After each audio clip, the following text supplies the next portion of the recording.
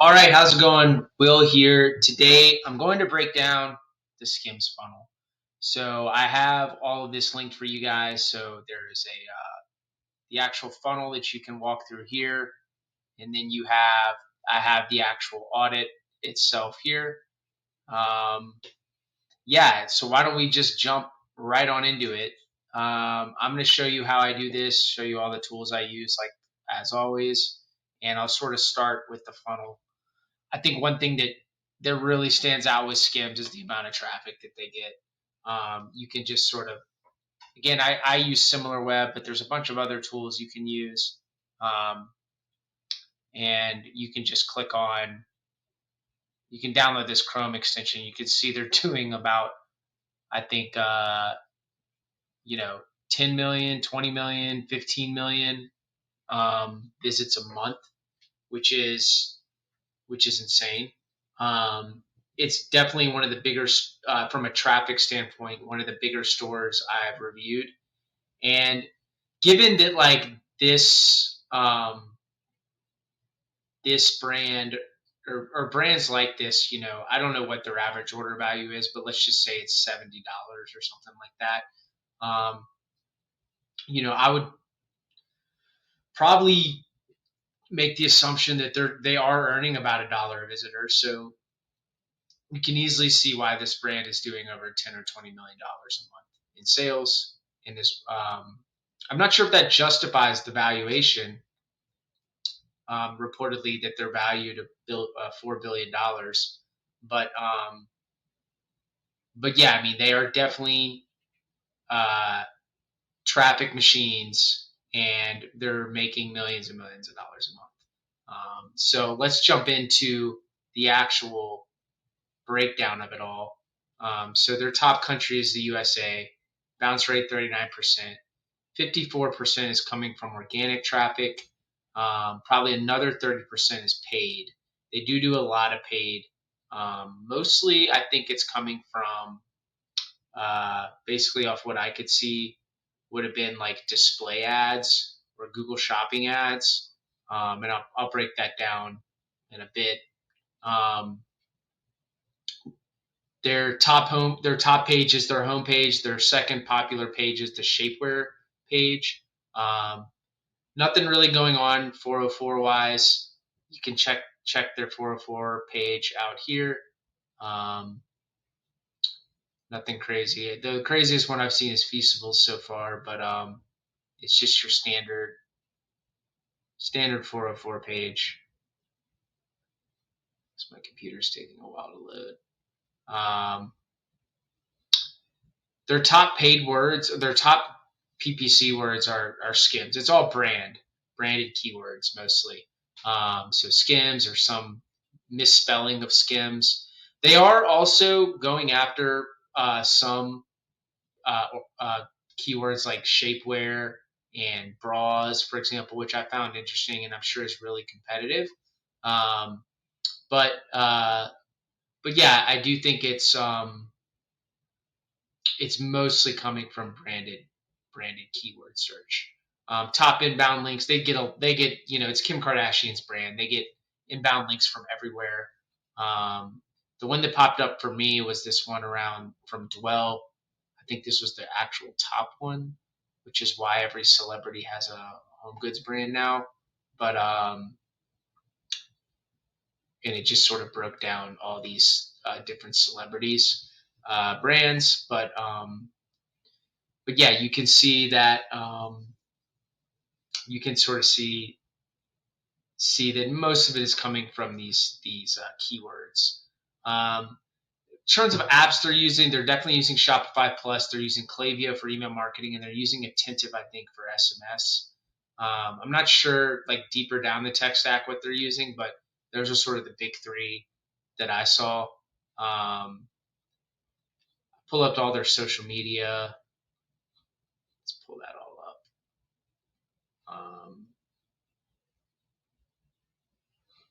I think most of it. Did I break it down here? Let's see.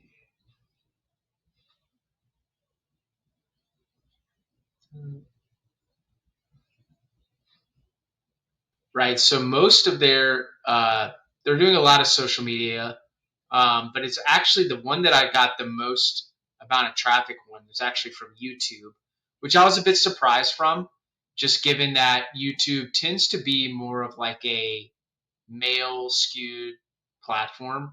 Um, but yeah, I mean, this is sort of what they're doing on their YouTube. They are, um, it's not even like they are coming out with a lot of content. Um, their most popular one is, really just this 16-second clip.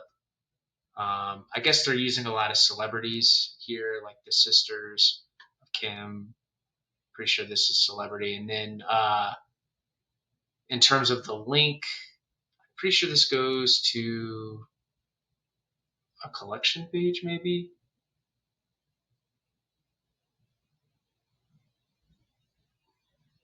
So this is just basically, yeah, I think this is just their homepage.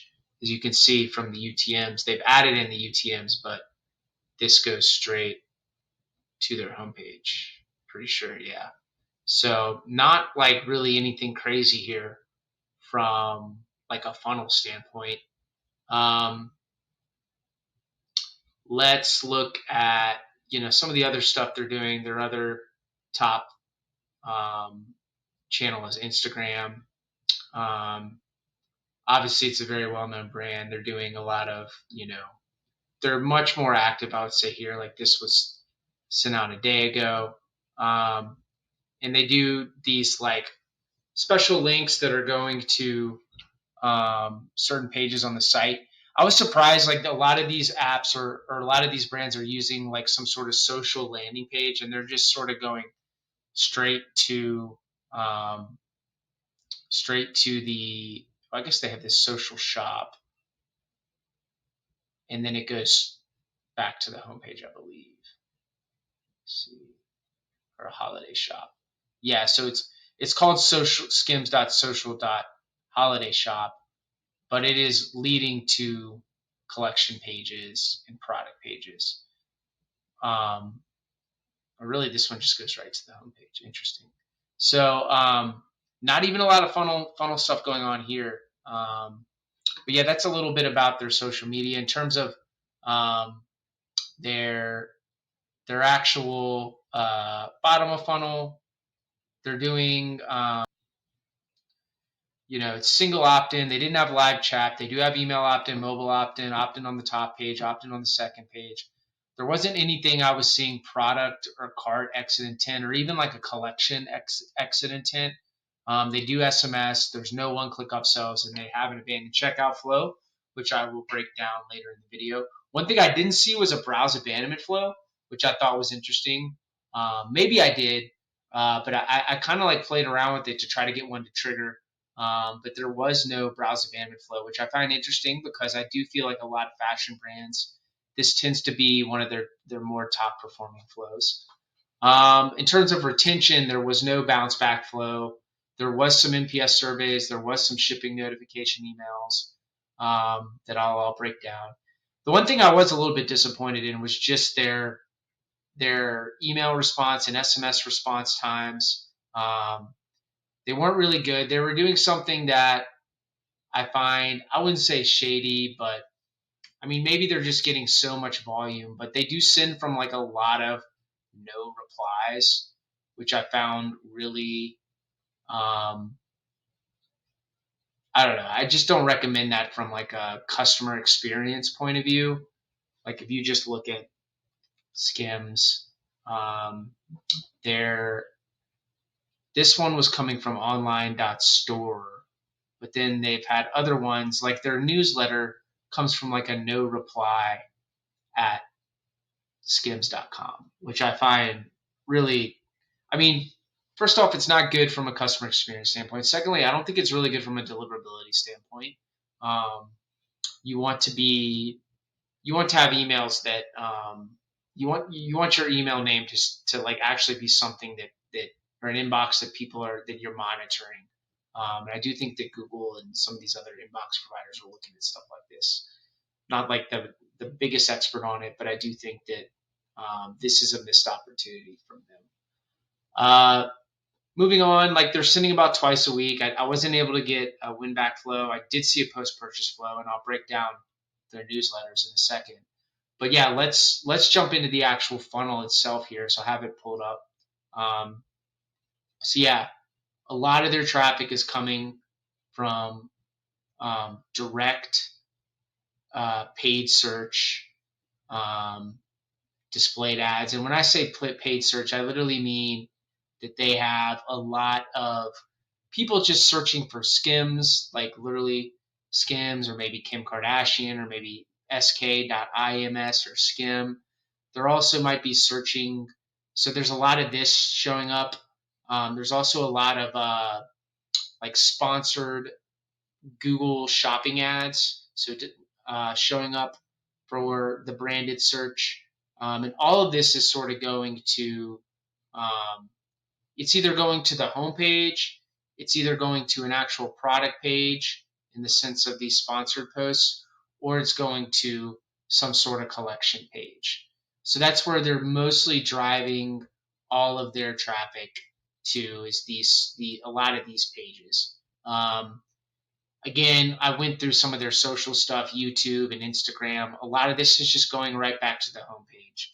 They are using UTMs and they're sort of tracking it, but a lot of it's going there. They do have some actual paid ads, like some Facebook and Instagram ads that they're deploying, and they are going a lot of times to collection pages and product pages. So I put that there. They also have this sort of this popped up. Restyle.me is their top referrer, and again, referrals are accounting for about 1 million views a month for them. So it's definitely something we should probably talk about. And I think this is just sort of like an app. I've never actually heard of this. Some sort of app where like UGC is getting collected, and it's just users submitting like their skims or doing skims unboxing posts. And I think this is all going back to product pages as well. So that's an interesting thing that they're using to drive traffic. I'm not sure of the actual conversion rate on it, but they are using that to drive traffic.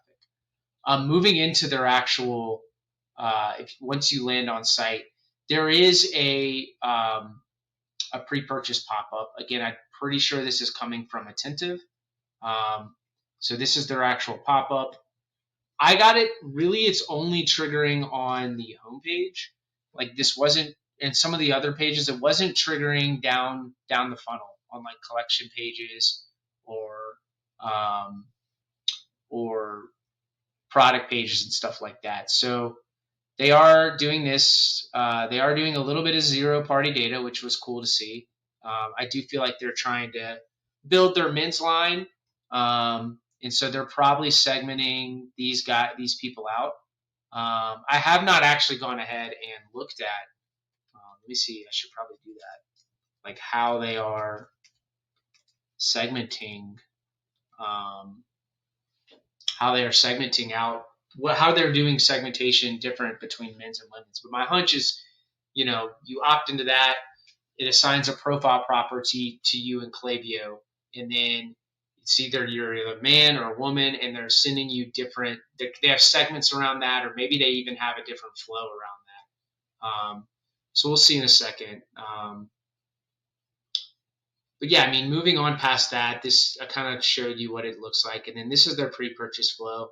I could tell, again, I opted in for the women's, that they're doing a split test because I've opted in this a couple of different times.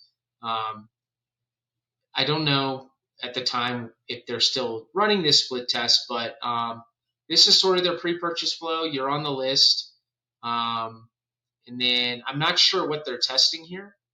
The subject line is the same. Maybe they're trying to see like which creative is getting a higher click-through rate. But it's a pretty good comprehensive email where they just sort of go through all of their collections. So some UGC, and I guess this one they're trying to get me to sign up. I might not have signed up for one of these for a text message, so maybe that's why they have this block here. But yeah, very similar. And then once you go in, uh, I'm getting this text message again, and again, this is coming from Attentive. You can kind of, how I could figure it out is this like skims.attn.tv. That's sort of the tell that they're using Attentive for their SMS. Moving on to the actual collection pages here, it's pretty standard collection, nothing crazy going on here. Um, you know, you go in, they've done a pretty good job of organizing it. Or I guess this one's on a waiting list. Let me see if I can go to bestsellers. Click on this. You select your size. They are doing, I guess that's the collection. And then moving into the product pages itself, if you look at that, they are doing a little bit size, color, a little bit of cross-selling going on here, details. And this is common for a lot of fashion brands to really be showing other product. I do think with fashion, you will see a lot of people clicking around, adding to cart, removing to cart. It's not totally about like product, like the conversion rate on your product detail pages. But let's just go and see like what happens when I add to bag. This is what's going on in checkout, or excuse me, in the cart. Really interesting. Limit 15 items per order. I've never seen somebody do that in e-commerce. They must just have like just be doing so much volume that they can say something like that. Normally you want people to order as much as they can, but I did find that very interesting that it's limited. But yeah, it's pretty cool. Like this is unique that they're putting their policies here. Normally, a lot of people do more cross-selling here, but I guess they're sort of showing like they might not even really need to do that if they have something like this. Add gift bag for $5. That's a very interesting cross-sell that they added. Maybe it's like something like Lululemon where people want to add it to the bag. They're doing wish list, which I think every fashion brand or really any store with a large collection or lots of collections and a lot of SKUs should be doing. Going into the checkout, nothing going on crazy really here either. No like real urgency, not much cross-selling. And again, it's just limited to 15 items per order. I found that very, very interesting. You can tell it's Shopify. Again, the shop pay is the clear tell.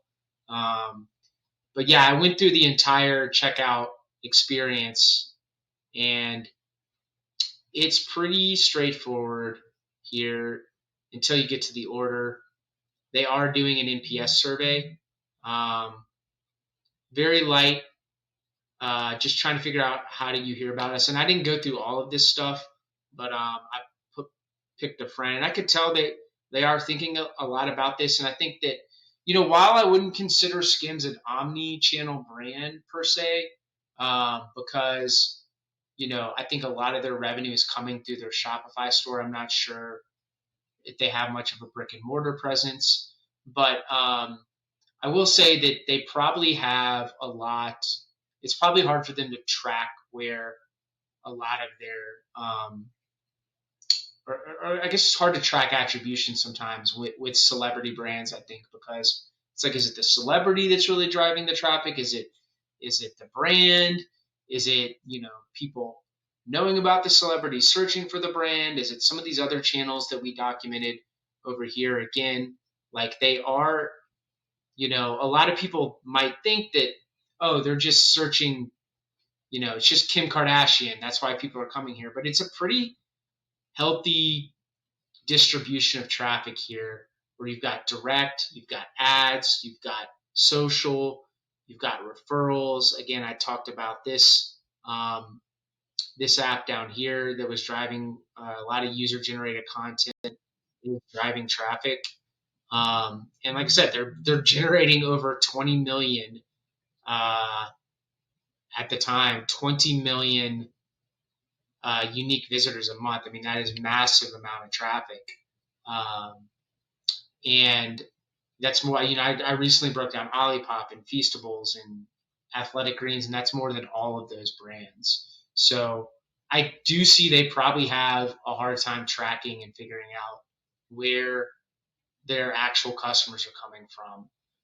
But yeah, I mean, so if I had to guess, like they're probably using Bearings or No Commerce or one of these Shopify apps that allows you to do post-purchase checkout surveys, and then hopefully they are have this integrated with Klaviyo or Attentive, and they're able to create segments around where these customers came from, and they're sort of creating cohorts around okay, which of our segments are the most profitable. And or have the highest lifetime value or stuff like that. So they are hopefully they're doing that, but that's sort of my hunch on or assumption on what they could be doing. The shipping emails were actually quite straightforward. They are basically using the standard um, Shopify notification templates. They have changed a little bit.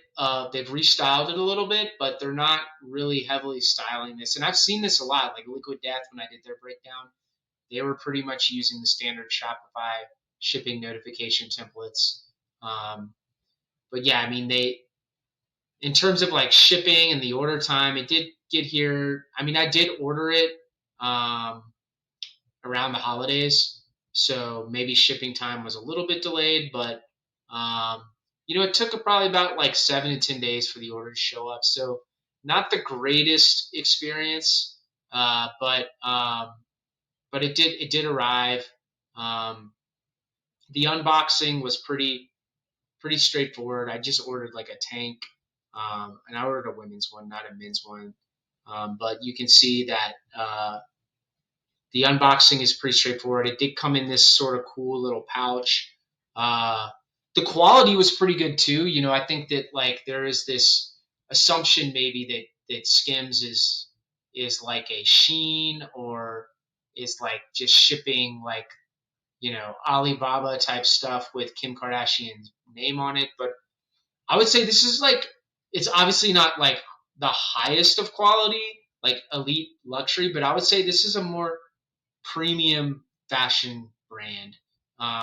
You could feel that in the materials. They had their logo sort of placed on or just the way you could see the cut was well done. The sort of the packaging of the product. So yeah, it was a pretty good unboxing experience in terms of the post purchase flows. Now, um, it's pretty similar to. Oh, I should probably go back to the abandoned checkout flow. I always skip this, but if you weren't to check out, you would get a pretty standard abandoned checkout flow. Seal the deal, and this one I abandoned a men's item, so it's pretty straightforward. It's like dynamic product blocks here with the actual review block. I'm wondering if they're using Klaviyo reviews to do this. They are using Afterpay. I do recommend this a lot too, for especially if you're like a high ticket brand where you might need to get on a payment plan or your average order value is over $100. That I do recommend brands do this.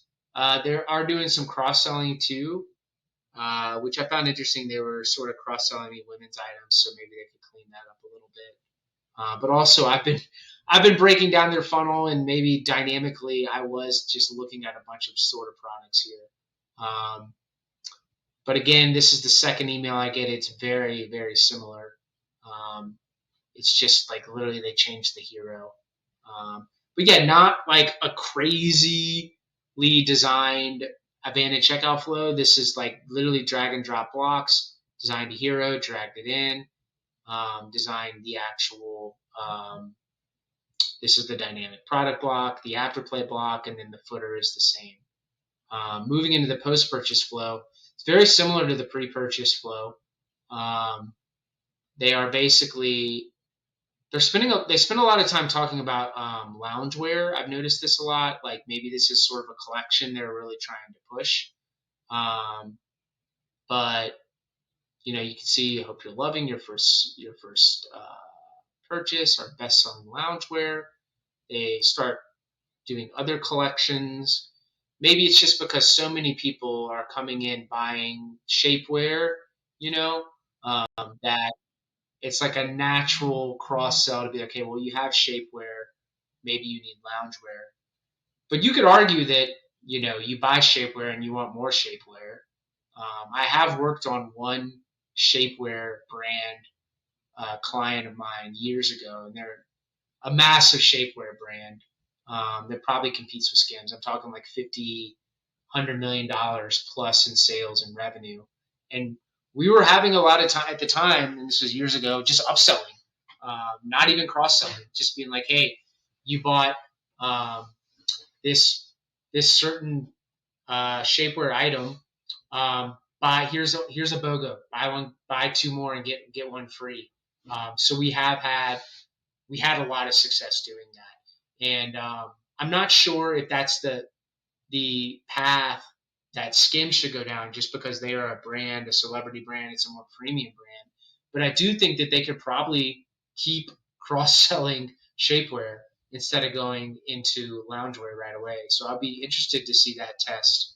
Um, but yeah, that sort of breaks down their post purchase flow. I got another email too. Again, this was a few days later, recommending loungewear, cross selling other collections, more around like it wasn't even the collections were more around not even the actual type of product, but maybe the feel. Like, do you want a cozy fit? Do you want a cotton fit? So I found that very interesting. Here's an offer, 3 for $36. Found that pretty cool. They're doing that again. Shop now, pay later. We'll text you. I thought I was opted in to SMS, but maybe I wasn't. So I don't know if this is a dynamic block. Um, they do this a lot if you're a brand that wants to use um, your your own customers or raving fans or influencers creative like UGC. They are doing this, and they'll just sort of tag the person, or they'll put their actual Instagram tag in the picture. So they do a lot of social selling too, outside of just Kim. But yeah, I mean, so just moving into their newsletters, this is kind of really all I've seen since. You can check them out on mill.com. I have linked it here. Um, they are, I wouldn't say they're aggressive at the time when I reviewed it. It's about 2 emails a week. I know some fashion brands that are way, way more aggressive with actual um, their actual email newsletters, but it's taking a while to load.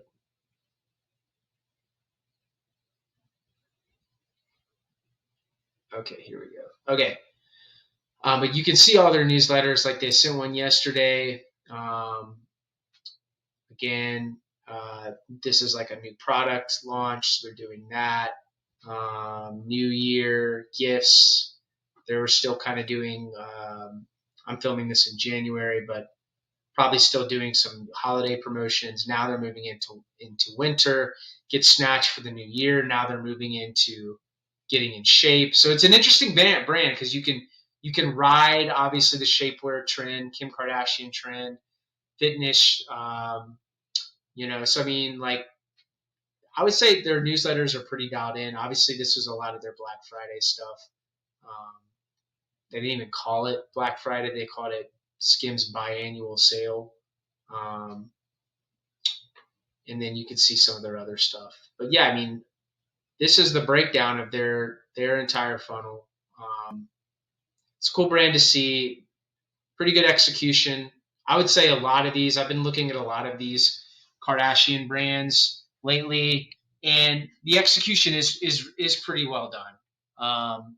And I will say, like, one thing that I always take away from just looking at them, it's just like they just generate an insane amount of traffic. You know, like I said, when I looked at it, when I showed you today, according to SimilarWeb, they were doing 10 to 20 million views a month. Um, and you have to give them props for that. I think that that sort of flows down the whole funnel, and they don't have to do a lot of crazy stuff. Obviously, it's a premium brand too. They don't need to be doing a lot of promotional upsells, downsells, and stuff like that.